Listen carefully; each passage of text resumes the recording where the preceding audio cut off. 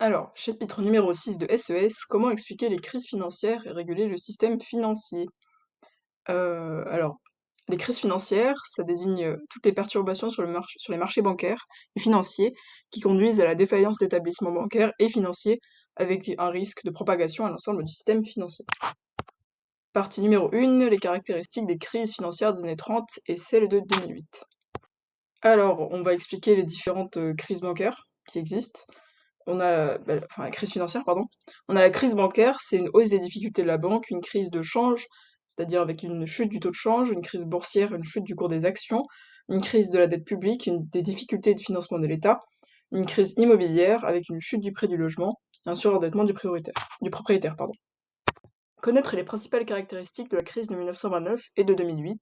Alors, en 1929, on a ce qu'on appelle, en amont de 1929, dans les années 20, on a ce qu'on appelle les années folles. C'est-à-dire que c'est des années avec beaucoup de croissance. Euh, les investisseurs, ils achètent des actions parce qu'il y a de la croissance, les actions prennent en valeur, les prix augmentent. Il y a encore plus de gens qui achètent les actions parce qu'ils voient que ça peut les rendre riches. Et ça fait grandir la bulle spéculative. Plus on achète, plus ça coûte cher, c'est le jeu de l'offre et la demande. Et on constate que les cours des actions, ils sont multipliés par 3. Du coup, c'est absolument énorme. Alors, quant à la crise de 2008, ça s'explique par le fait que les Américains, ils ont pris après, après voilà, ils ont pris plein de crédits pour acheter de l'immobilier, et les banques, elles profitent de ça. Elles veulent que les Américains prennent des crédits parce qu'elles ont des taux d'intérêt, et du coup, ça fait plus les Américains prennent des crédits, plus les prix augmentent, les prix de l'immobilier ils augmentent de plus en plus. C'est encore une fois le jeu de l'offre et la demande. Plus il y a des investisseurs, plus ça va augmenter, et du coup ça forme aussi une bulle spéculative. On revient sur 1929. Certains investisseurs, par peur que cette bulle éclate, ils vendent, ils vendent leurs actions. Du coup, tout le monde vend, parce qu'ils ont tous peur que la bulle elle éclate. Et là, c'est là que le krach boursier arrive et la bulle a éclaté. C'est-à-dire la bulle spéculative a éclaté parce que quelqu'un a vendu, tout le monde a eu peur, tout le monde a vendu. Du coup, les taux ont chuté. C'est ce qu'on appelle une prophétie autoréalisatrice, par mimétisme. C'est-à-dire qu'il y a quelqu'un qui fait quelque chose, c'est-à-dire qu'il vend, et tout le monde vend, et du coup ça fait un crack, ça fait une crise. Du coup, comme conséquence, le PIB il chute, on a des investisseurs qui sont ruinés, des banques en faillite, une crise économique mondiale, avec le nombre de chômeurs qui est multiplié par je sais pas combien. Ensuite, pour 2008, la Banque centrale, elle a peur que la bulle elle explose à son tour. Du coup, pour éviter qu'il y ait trop de gens qui prennent de crédit et pour que la bulle continue à augmenter, elle va baisser le nombre, enfin elle va baisser, non pardon, elle va augmenter les taux d'intérêt pour, enfin c'est la banque centrale qui va augmenter les taux d'intérêt pour désinciter les gens à prendre des crédits. Sauf que le problème, c'est que dans beaucoup de crédits, on a des crédits subprime accordés aux gens. C'est-à-dire des crédits à taux variable. C'est-à-dire que quand tu prends un crédit subprime, tu prends un crédit, normalement, il est à taux fixe. En temps normal, il est à taux fixe. C'est ce que la plupart des gens prennent en France. C'est-à-dire que tu prends un crédit et chaque mois, tu dois payer 5% de la somme que tu as à payer de base, en plus pour rémunérer la banque parce qu'elle te prête de l'argent. Et du coup, c'est toujours 5% par an, 5% tous les mois. Ça, c'est à taux fixe. À taux variable, ça veut dire que parfois, tu peux passer 2 3 années à 2 ou 3%, ce qui est très faible. Puis, 3 ans plus tard, tu te mets à trouver des taux qui vont arriver jusqu'à 10%, et là, tu peux même plus rembourser parce que c'est tellement élevé, tellement d'argent réclamé par la banque. Ce qui fait qu'il y a des ménages qui prennent des crédits à taux variable à ce prime, et qui se retrouvent à ne plus pouvoir les payer. Alors ces gens, ils se retrouvent endettés, et puis les banques ont prêté de l'argent qu'elles ne peuvent pas recevoir en retour. Et du coup, ça crée une crise. Alors là, je vais rester sur la 2008, sur la crise de 2008, pardon. Euh, alors la banque, elle saisit alors le collatéral lors d'un emprunt. Souvent, on utilise un collatéral pour garantir l'emprunt. C'est-à-dire que, en gros, le collatéral, ça peut être une maison. Quand tu demandes un emprunt, tu dis à la banque, ok, bah si je te rembourse pas, tu peux prendre mon collatéral. C'est-à-dire que si je prends 200 000 € pour acheter une maison et que je te rembourse pas, tu récupères la maison. La maison qui vaut en général beaucoup plus, qui vaut 300 000. Et alors, celles-ci sont massivement revendues enfin, du coup, pardon.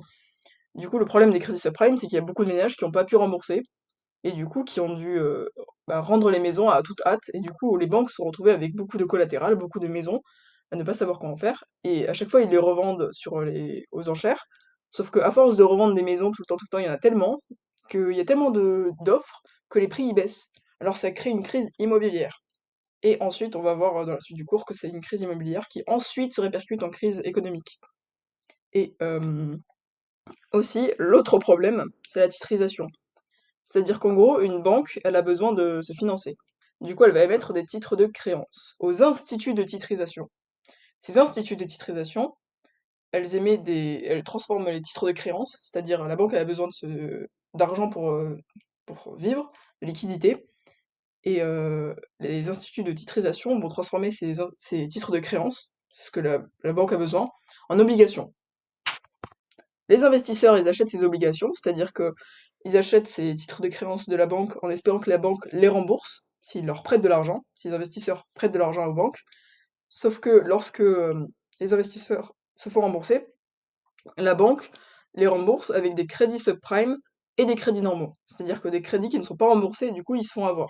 Le problème, c'est que les investisseurs ne savent pas quand ils se font rembourser par les banques, s'ils vont se faire rembourser soit pour de crédits normaux, ou avec des crédits subprime calés entre les deux, et du coup, ils vont pas recevoir tout leur argent. Et du coup, ça crée une crise aussi chez eux. Et bah, du coup, les actionnaires, ils sont un peu emmerdés, quoi. Alors, les politiques économiques en réponse à la crise, pour 1929, on a une réduction des dépenses publiques, une absence de l'intervention immédiate de la Banque centrale et une amplification de la contraction du PIB.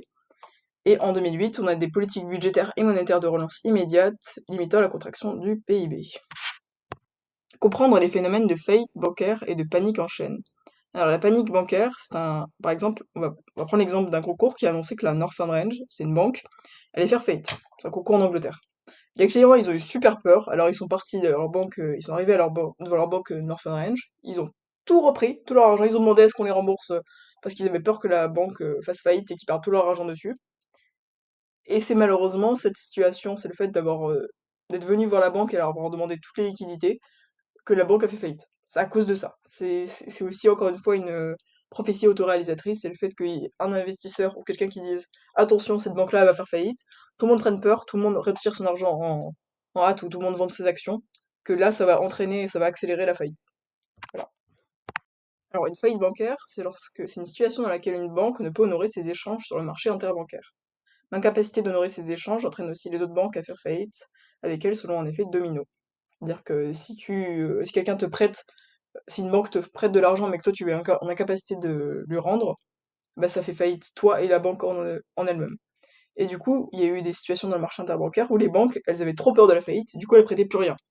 Et c'est comme ça que, par exemple, la banque de Lehman Brothers est tombée, c'est parce qu'elle avait une trop grosse dette, elle a demandé de l'aide et personne n'a voulu l'aider parce qu'ils avaient peur de faire faillite à leur tour. Ils avaient peur que la banque se relève pas et qu'elle puisse pas les rembourser après coup.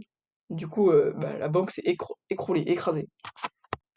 Comment une crise financière se transforme-t-elle en crise économique? On a plusieurs notions à connaître pour ça. On a l'effet de richesse négative. Après une crise financière, les actions des actifs perdent de la valeur. Alors cela entraîne une baisse de la valeur de leur patrimoine, ils vont consommer moins, il y aura une hausse de leur épargne, enfin ils vont continuer à investir de leur épargne, mais du coup ils vont pas consommer.